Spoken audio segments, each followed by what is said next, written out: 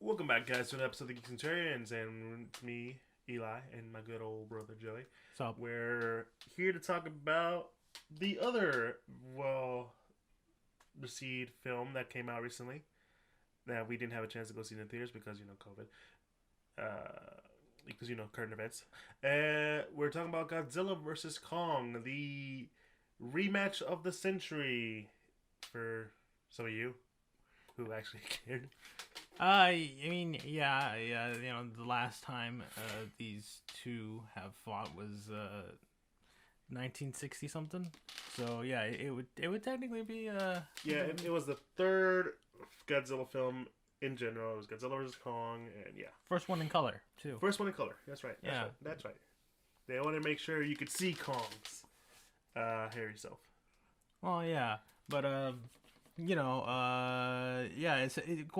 Obviously it's not really advertised as like a rematch in a sense, but I mean everybody sort of like remembers the old that old film, at least in the general knowledge of like, oh yeah, these two have fought before, and now we're getting to see it in a modern setting.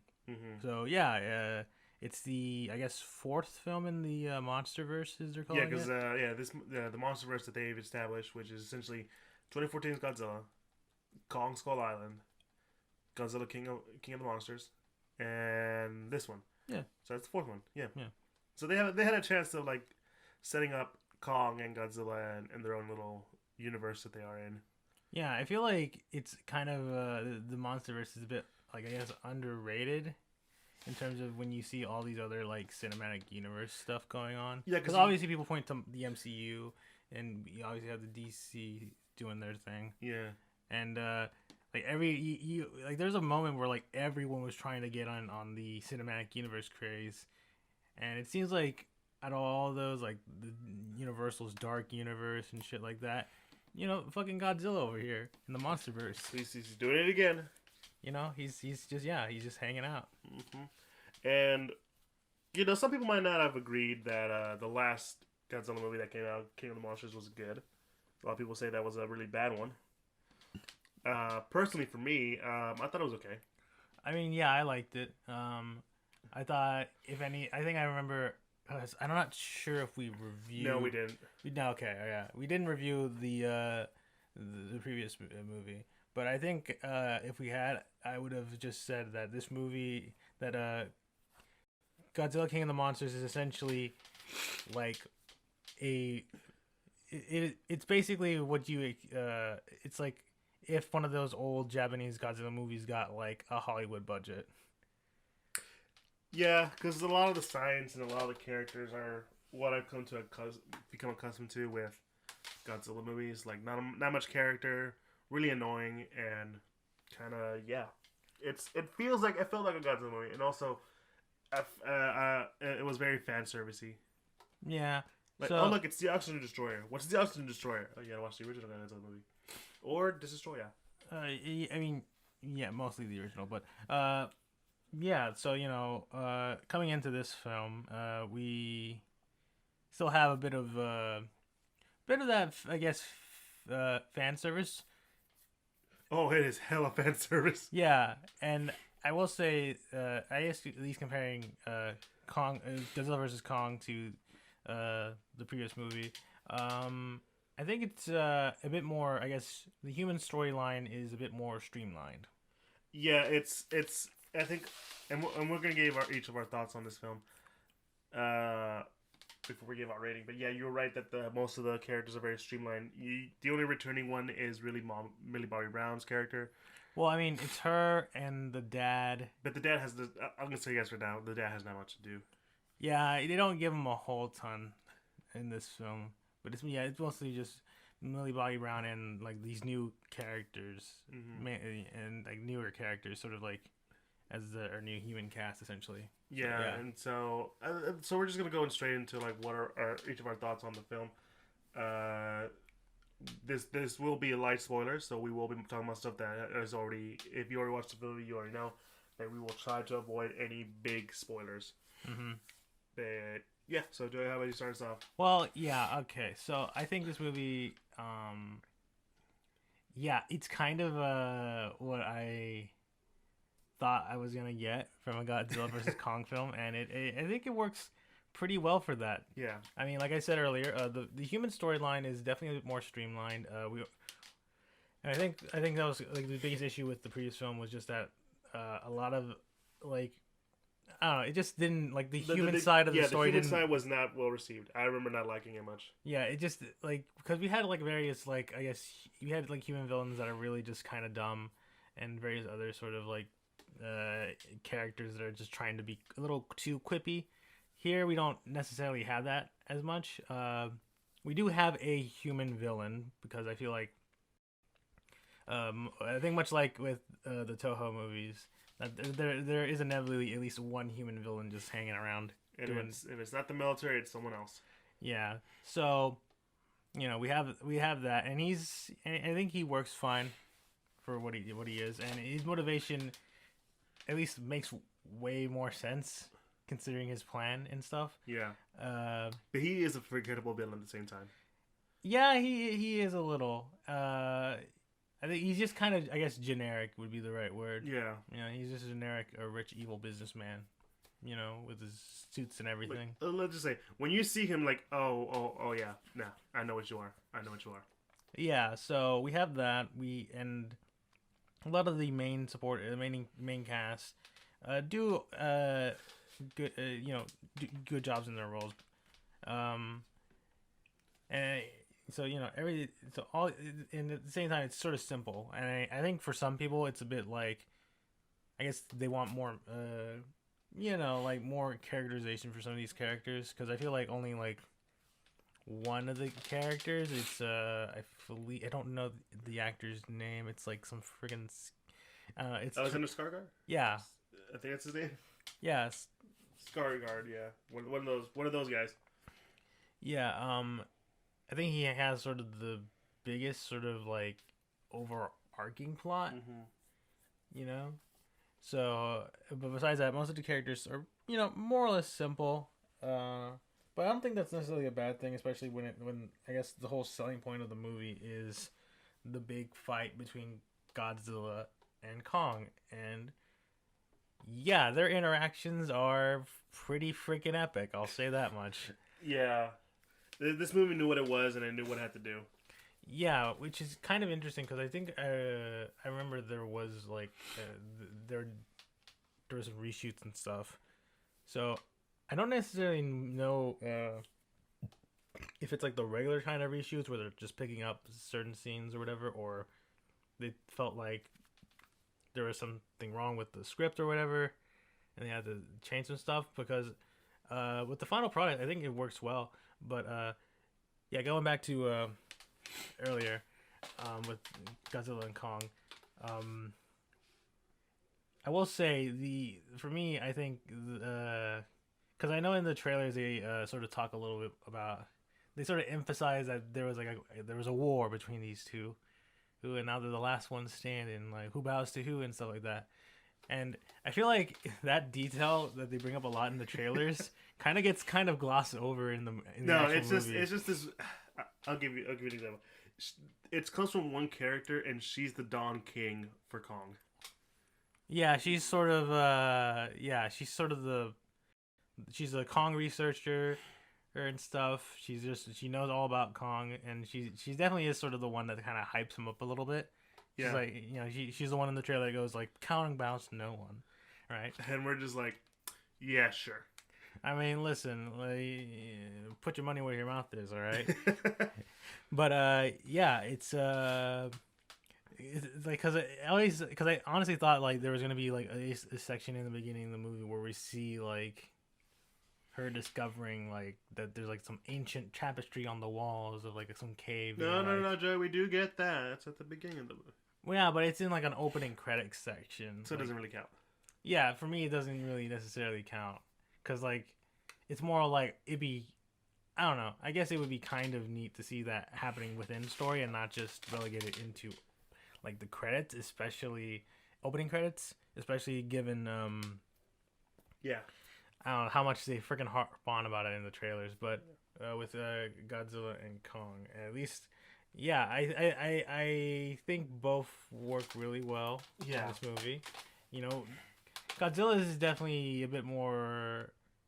I guess it's kind of interesting trying to get characterization with these two, because there are moments where Godzilla has like some close up. They give him some like face time. Like literal face time. We're seeing his face in front of the screen. Yeah, and he actually has a bit of expressiveness to him, which is interesting because up until like now, like there wasn't a whole lot of him being like super excessive. Like obviously he's sort of is like a force of nature kind of thing, but here there's definitely moments where he's sort of like going, kind of like being like, "What the fuck?" Yeah, there's a moment where he looked like he was grinning, and I'm like, "That's weird." All right.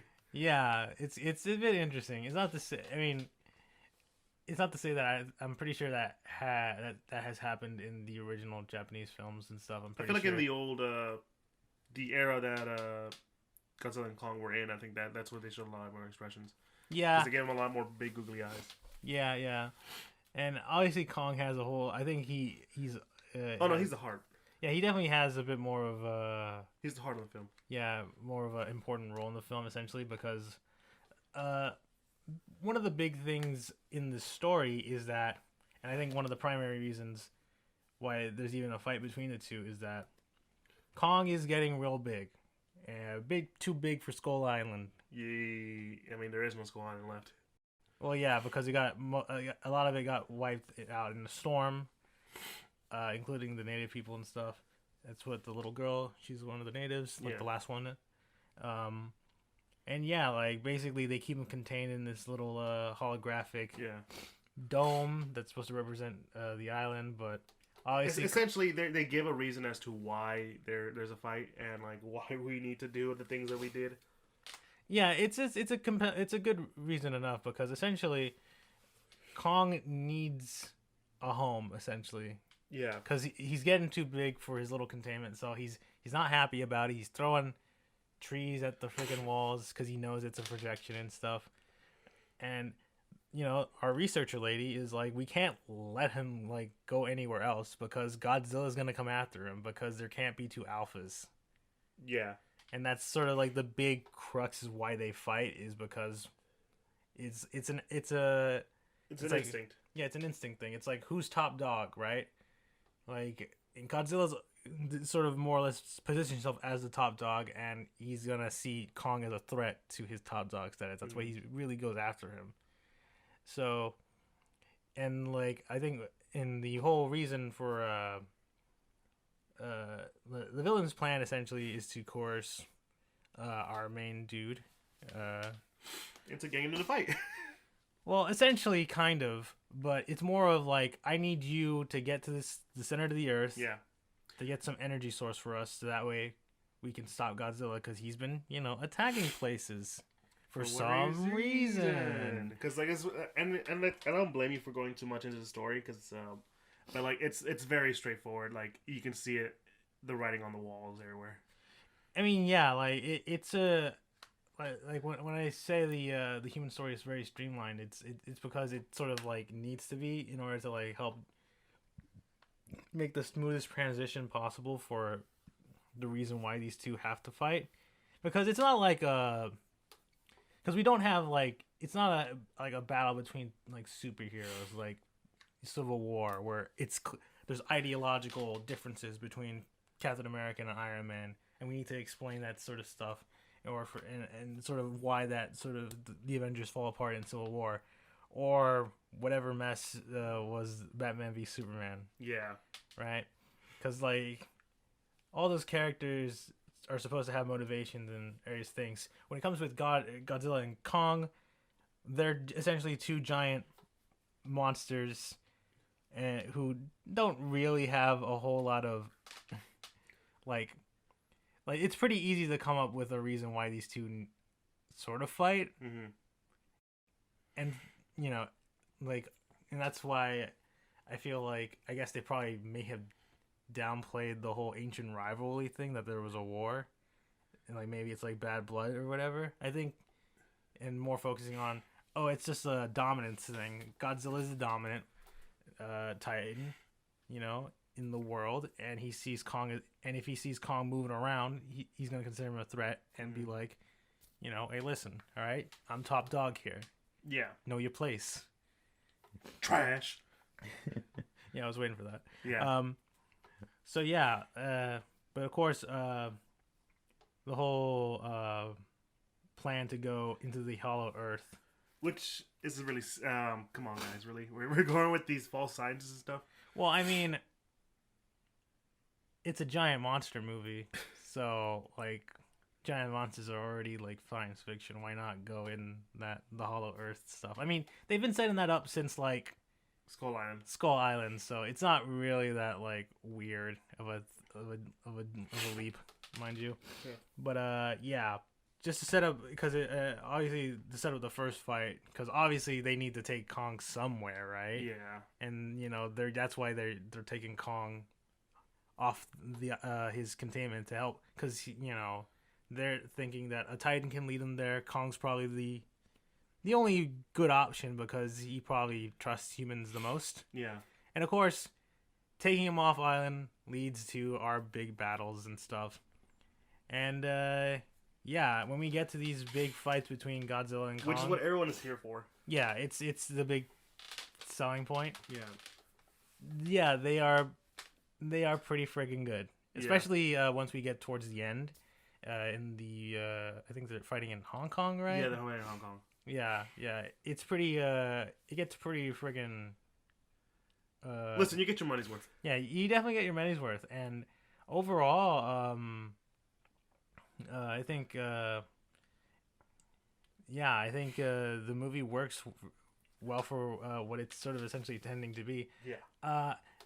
Like the movie, I feel is sort of So I feel like this movie is essentially it's very much, I guess, the Avengers of the Monsterverse, but instead of course, all teaming up to fight against one threat. Yeah, it's instead of all these giant monsters, I guess, joining up to fight another giant monster, it's just Godzilla and Kong having what is essentially a heavyweight boxing match, where one is where one definitely wins, which I think what they said, the director said it right, like I think there's gonna be a winner.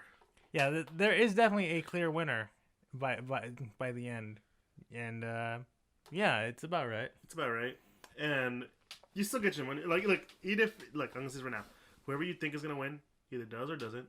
I mean, either way, the way it ends, you feel satisfied. Everybody wins. He found a way to make everyone win. Yeah, because I'll say this, and it is kind of spoilery, is that no one kills, like, no monster kills the other monster. Yeah. Much like in the original Godzilla vs. King Kong, where Kong won that bout, but Godzilla doesn't die. No, he swims away. Yeah, so much like in this film, there is a clear winner. No one dies, which I think is probably why a lot of people were like so adamant on like a team or whatever. Like, I'm Team Godzilla, I'm Team Kong, all right? Because I feel like sometimes a lot of these sort of versus movies set up like one will live, one will die, or whatever, and it's like clearly not the case here, because I'm pretty sure if Kong were to kill Godzilla, then I mean, how are we gonna get more Godzilla films? You can't kill off Kong. I mean, yeah, you could. He still has like 2 more movies to make. I mean, I guess have him fight friggin' Mecha Kong. Oh, Joe, we're not going there. Listen, all right. One day we'll have. Listen, it's gonna be a trilogy. It's gonna be Kong versus Kong Skull Island, Kong versus Mecha Kong, and then Son of Kong. Never mind. Yes, the sequel to the original King Kong was Son of Kong. There was a second Kong, Ellie. There was a baby all along. There was. It was weird. And then there was Kong Lives, which is a sequel to another remake of Godzilla. Yeah, it's all kinds of crazy. Yeah, there's too many goddamn. King Kong has been told too many times. We still love it. Yeah, it's I mean, it's kind of weird how crazy King Kong kind of gets in his little film thing. Yeah. But yeah, overall, I really like this movie. All right. I'm gonna give you my take, and I am not that far off from this guy, really. No. When I am so upset that we had to watch it through our TV, and the reason I'm so upset about that is because, God damn it, this would have looked amazing on IMAX. But there's not many theaters that are out right now that allow us to watch IMAX. It's just gonna be like really standard definition, which really sucks. Well, yeah. You know, I mean, that's kind of like one of the interesting things about this film, and I think, I don't know, it would be kind of interesting to see how this film would have done without current events Yeah. going around, because I'm pretty sure it might actually do I think I've heard it doing kind of very well on HBO Max, which I think is good, you know. Yeah. I know that, I think it's the third or fourth highest grossing film in 2021. Well, yeah, I mean, some places they're allowed to. Yeah, obviously there's like there's some places. I think even here where we live, there are some places that are opening, but it's like limited occupancy and stuff like that. So we don't want that. Yeah, but you know, I think this movie will at least do marketably well in terms of like. Oh yeah. Influence in box office. Yeah, you're right. And like just I mean that's what I'm saying. Like there's the reason I say that is because like there's a lot of stuff going on in this film that would look amazing on the big screen. But not just in I mean it still looked great on the small screen, but big screen was like whoa. There's like the things that makes you're like whoa. I wish I could see that in IMAX. And there's a lot of times where I feel like this is kind of like almost like Pacific Rim, the first one. Where like you can really get the scope of how big these guys are, and also like, you know, a lot of use of color in this film, a lot of vibrant colors. Yeah. I think I think these films have been sort of trending towards that, because obviously the first Godzilla movie in 2014 was very sort of had a lot more muted colors. Yeah, more colors, but that's because like they were trying to go for more of a force of nature kind of thing.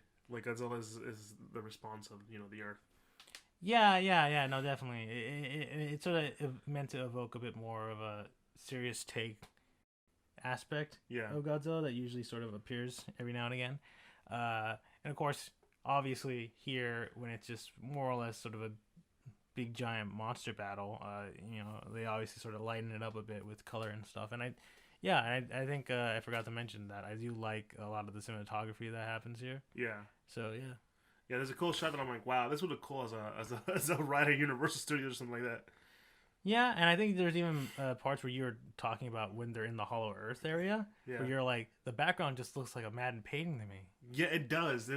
I was just like, why? I know it's like all CG, but I'm like, I don't know, maybe they're doing this like trickery that I've been hearing, like they have paintings in the background or like projections to help the actors realize what's going on. But I'm like, wow, that looks like a painting. I mean, it's possible, but I think a lot of those shots were mainly just of Kong just running around in that Hollow Earth place. So it's probably when you get to the Hollow Earth, you're like, wow, that's awesome. Yeah, it's pretty cool. Yeah, that area. Yeah, and you already said about the human characters. A lot of them were serviceable. You had the one funny character. You had your straightforward characters who are doing this. Each one is separated into their own little teams. You had Team Godzilla over here, where really it's just Millie Bobby Brown, because she's the only one saying something's wrong. Godzilla wouldn't do this. He saved my life, and might have killed my mom, but he saved my life. Well, I mean, the mom knew what was getting her. Anyway. Yeah, she knew what was getting into. And then you have Team Kong, and with the doctor who's like, Kong bows to no one, and I'm like, and we're all just like, if you're Team Godzilla, you don't agree with that statement. I mean, yeah, but I mean, like they all serve their purpose. Mm-hmm. Yeah. No, I don't know where you're going with there, and I will say this in terms of the writing. There's some stuff that makes you go like, wait, what? Hold on, you mean to tell me that this person learned this without anyone knowing this? You've been watching it for a whole long time, and you just now realize they've been doing this? What? Yeah, I mean, yeah, it's kind of a bit of a plot hole, but not a plot hole, but like it's a nitpick. Yeah, I guess. Yeah, it's a bit of more like it's a bit of an oversight. Yeah, it's like, wait, How would you not notice that, right? Yeah, and like I said, clear villains are clear villains, and you can just see it coming a mile away. There's no surprises in terms of character here. I will say, a lot the use of like past events in movies are done really well for this movie. And we talked about the opening sequence of the film. With the title cards and all that stuff. I really like the way they did it because it just gave you that sense of like a tournament. Like, oh, Kong's been fighting his way up to the big ranks, and so is Godzilla. We're in the final match, the finals, Evo Grand Finals, baby. Best 3 out of 5. Well, there's more of a best 2 out of 3 in this case, but yeah, sure. Yeah, sure. Yeah, I mean, that was like, I guess, kind of a neat little tidbit if you notice in the opening credits that it just lists all the various monsters that each one has fought over the years, and of course leading up to them encountering one another.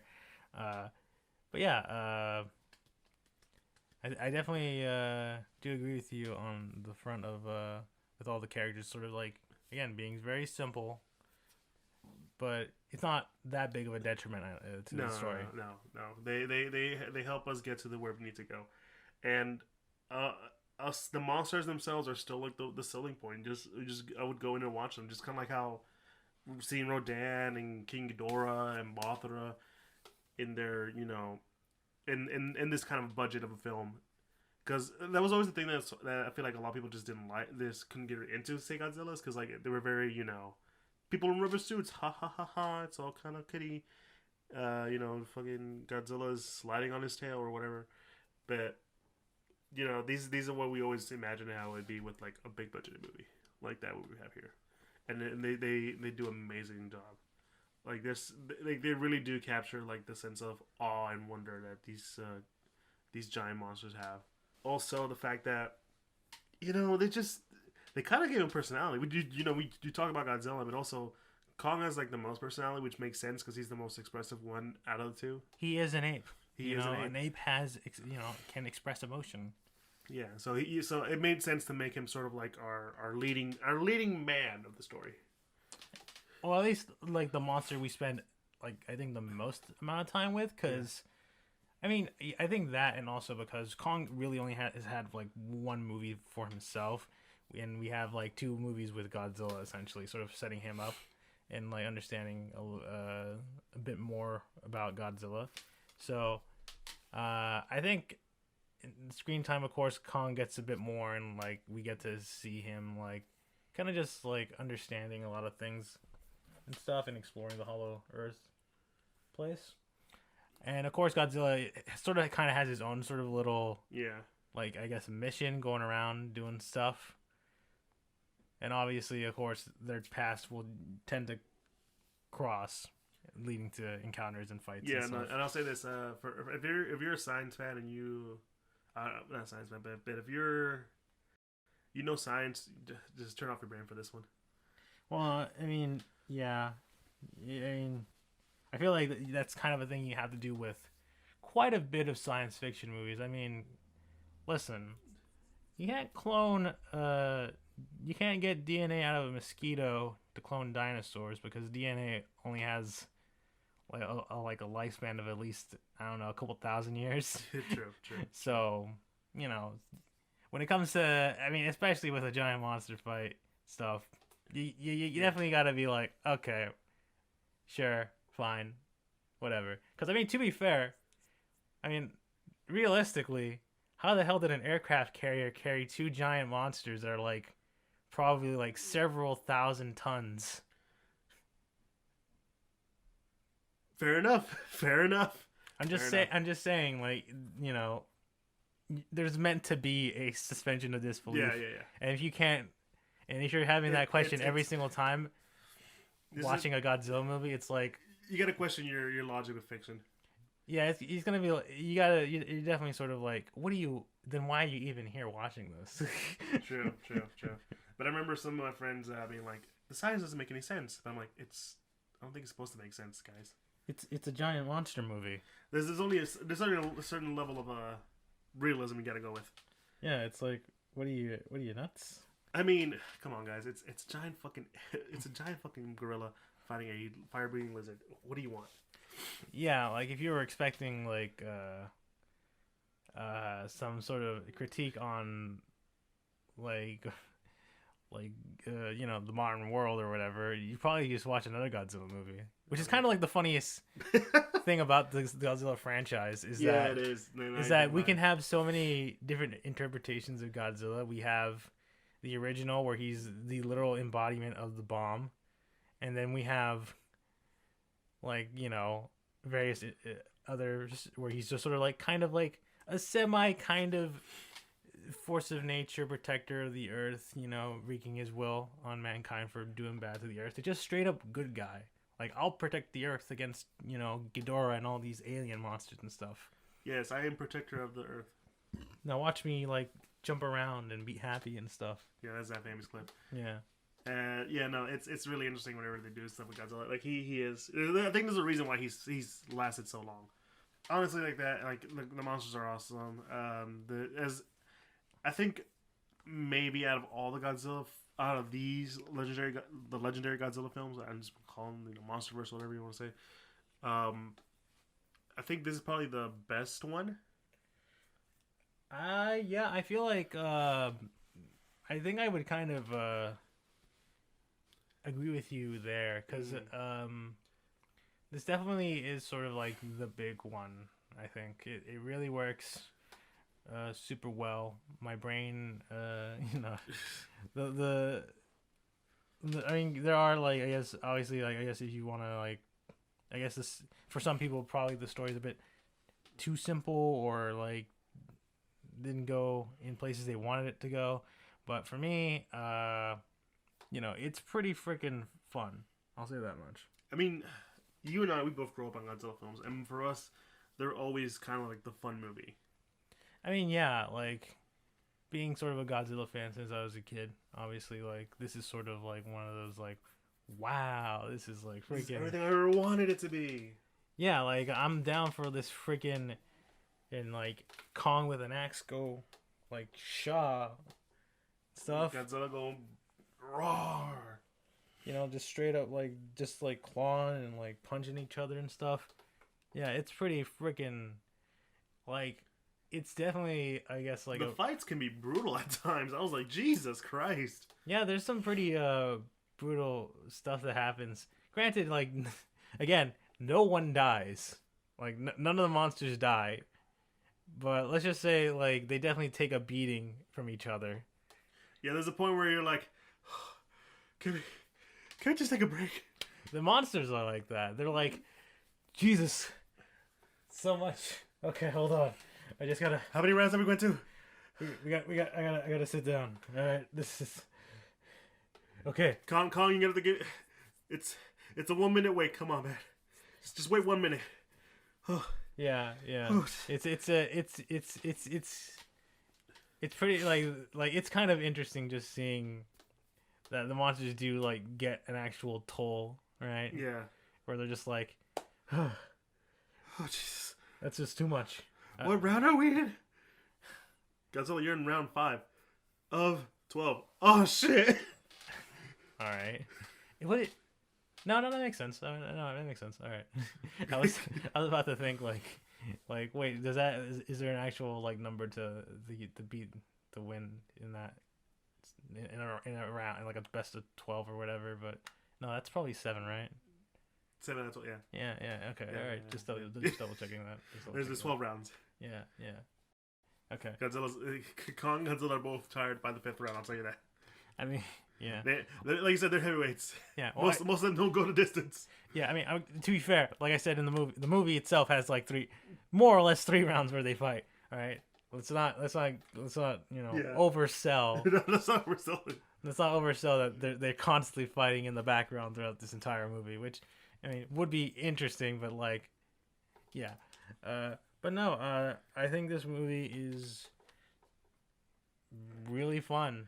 Like, if I had gone to a movie theater, I would have said I got my money's worth out of that. Yeah. I'll say this. And this might be a little controversial, but I'm gonna say it either way. I feel like this is what Batman vs Superman should have been. Well, I don't know. I don't, because I feel like there's a. I guess I get what you're trying to imply there. In terms of like they should have just been like fighting nonstop or whatever. No. It's like we have an established character. This is the character's kind of sequel, and our main idea is that they fight and that stuff happens. They both don't die, but they both have a gain of sort of respect for each other. I mean, I guess I don't know. I still posit that it should have been more. The Batman v Superman should have just been like a team up sort of event for them, and not necessarily like a fight. But can't change the past. But yeah, I will say I definitely enjoyed this movie a lot more than Batman v Superman. And that's 100 times agreed. But yeah, I think is there anything else we would like to touch on from the movie that we haven't talked about yet, or? I mean, there's one, but that's also like a glaring, spoiler, and I don't want to talk about it because when we're talking about that specific spoiler, we both knew that was coming.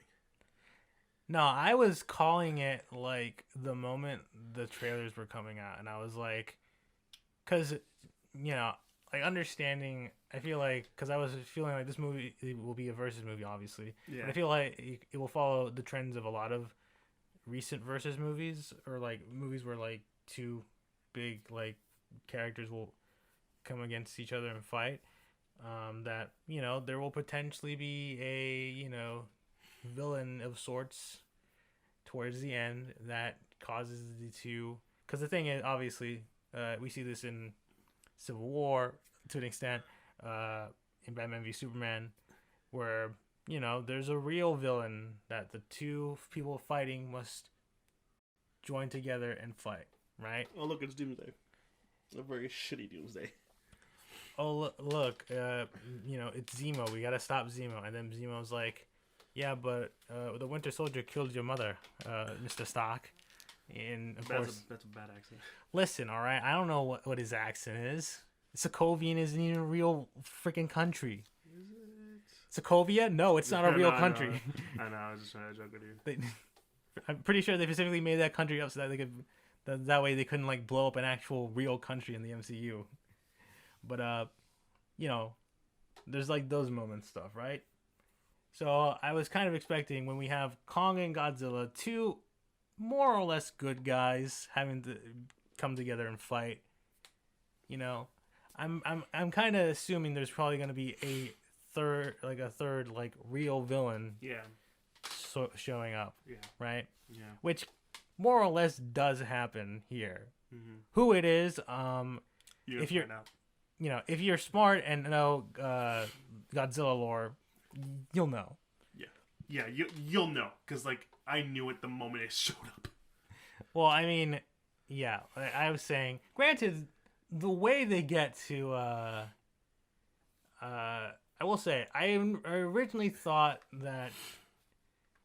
I won't go into it because it is sort of spoilery. Yeah. I originally thought that Godzilla's motivations for attacking, attacking cities or some cities or whatever, was going to be more of like, oh, maybe he's under mind control or something like that. Or X, Y, or Z. Classic Godzilla trope. Or an X, Y, various other things. And it turns relating to the reveal of the third monster. And I was kind of wrong on that because I was like, oh, okay, so it's not that. It's Godzilla legitimately doing something, and he's kind of like, he has his own mission and plan, kind of. I guess if you can call Godzilla's a monster with a plan, if you will. Yeah. But yeah, I will say that is definitely something I called, and I am also I'm not mad that I called it, and in fact, I am very happy that I called it because it does it does lead to one big epic climax at the end. Yeah. I liken it to almost being as perfect as the end of Jurassic World. Almost. Well, Yeah, I guess in a similar. For those of you who don't know, Joey is a big fan of Jurassic Park, and he forgives Jurassic World, the first one, because of that ending. Well, I mean, to be fair, that movie is all right, but when you say forgive, I think you mean I enjoy. The movie's much more enjoyable because of the last 5 to 10 minutes. Is the straight up the Indominus Rex fighting the T Rex and the Velociraptor fucking coming in clutch from behind to help good old Rexy out. They fucking tag team this Indominus Rex, and then just as when they're like he has like his last roar, fucking the Mosasaurus comes out, straight up just like grabs him and just eats him in the bottom of the ocean, or his tank or whatever. And it's like, okay, so the dumb monkey part of my brain just goes, okay, any problems I have with this movie are completely been absolved. This well makes up for whatever flaws this movie had. Granted, it's still no Jurassic Park, but god damn it, those last 5 minutes are so good. Oh yeah, and I think that sums up that last. Like, I'm not saying that that's level, but like because throughout the whole, it's still a good movie throughout the whole time. Yeah, here's the thing, right? Like, for a okay movie like Jurassic World, getting that bomber ending elevates it for me. Just to like okay, I can at least sit through this movie if I wanted to rewatch it, knowing that there's a fucking cool scene at the end. With Godzilla vs. Kong, all of the fights are fucking good already. Yeah. And the last one just sort of like puts me over to the moon. You already had me on the roller coaster of awesomeness, and now we get to the huge freaking like it's crazy part of the roller coaster. Like, oh hell yeah, this is what I'm all about. Like we went from up and downs and left and rights, and now we're going for the twists and twirls.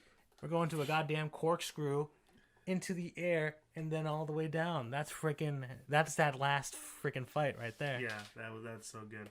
But anyways, let's end it right here and give our ratings. So Joey, would you rate it? I will say that looking at this, I guess through not go for it. Not necessarily like, I guess, film critique or like, I don't know, film critic lens, but more sort of just like non-biased, I guess, in terms of Godzilla and just overall kaiju fandom. This movie is more or less, to me, like an 8 out of 10. Yeah. Because, like I said earlier, the human story and the story overall is simple. And while it definitely helps sort of like move the pace along, I will say that there is like at least the opening 10 minutes do sort of like go by fast. Like we really sort of like cut down a lot of the opening exposition and stuff and like setup, which is interesting. Yeah. To me at least.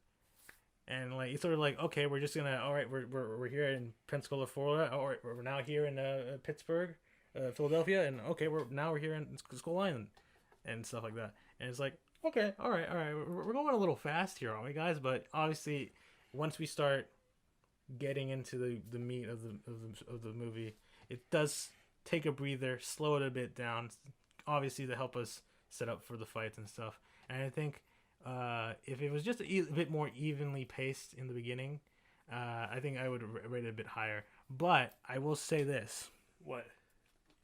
That the other part of my brain, there's a small part of my brain, the absolute monkey brain child in me sees this, remembers is fully on board with all the dumbest stuff in the world, goes, oh, this is a 10 out of 10. This is a 10 out of 10 for my that small part of my brain that's still nostalgic of the old days.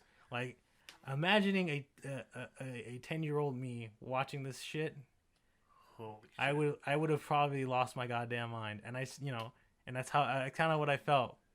So overall, it's an 8 out of 10 for me. No, I'm right there with you. It's there's a lot of stuff that I feel like could have been better. I feel like it's a really solid movie that you get your money's worth. The fights are awesome. Everything about it is really enjoyable. There's a lot of cool stuff going around. The cinematography, the art for the film is great. Thankfully, we don't get annoying human characters like we did in the last Godzilla movie. And you know what? The last fight scene is just, it's not epic, but it's like, considering everything that went through, holy shit, it makes it worth it. So yeah, 8 out of 10. But god damn, if you're a goddamn Godzilla fan, this is a 10 out of 10 movie for you. This is like damn near perfection. It is what you, if you grew up with specifically those, like, the Showa era Godzilla films, like Godzilla Raids Again, Godzilla versus King Kong versus Godzilla, Godzilla versus Monster Zero, Godzilla versus Mothra, any of the ones that you know I'm about to mention. Heck, even in the Heisei and Malay, if this is the classic Godzilla you've known where he basically fights another giant monster, this is that movie done perfected in your mind.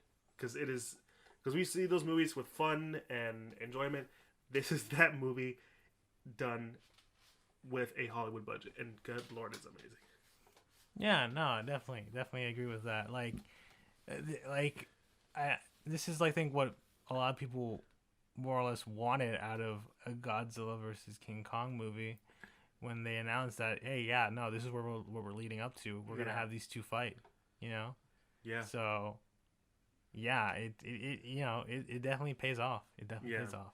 It pays off, and it helps out that we built it up too. Yeah, like you could have easily just given us the Godzilla vs King Kong movie, no setup at all. Yeah, like the original more or less doesn't really have that much setup. It's just that, oh hey, King Kong is a thing here, and now they just fight. Here at least, yeah, there's definitely a bit more, like at least. Godzilla and Kong get their own movies.